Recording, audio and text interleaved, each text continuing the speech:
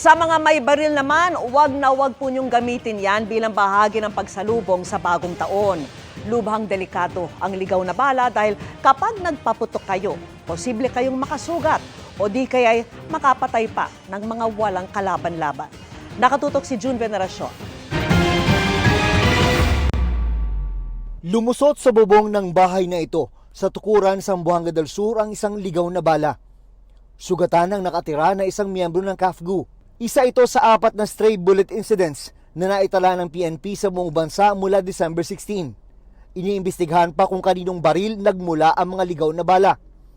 4 naman ang sugatan sa indiscriminate discharge of firearms sa buong bansa hanggang ngayong araw.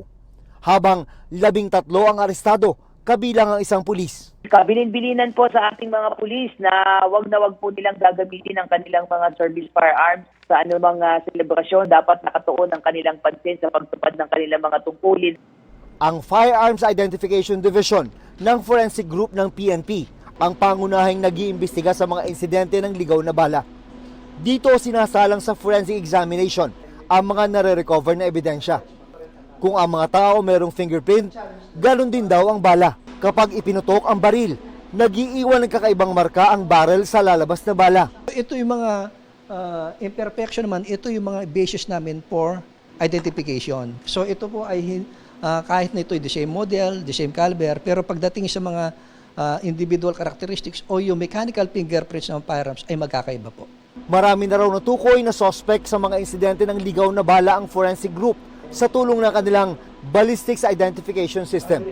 Even the absence of eyewitness, ito po ay pwede tumayo sa korte, sir. Ito po ay kasi dito po pumapasok yung scientific examination na ginagampanan ho natin. Babala ng forensic group sa mga gagamit ng baril lalo na sa pagsalubong sa bagong taon.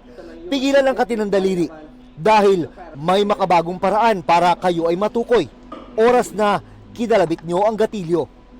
Para sa GMA Integrated News, June Veneracion, nakatutok 24 oras.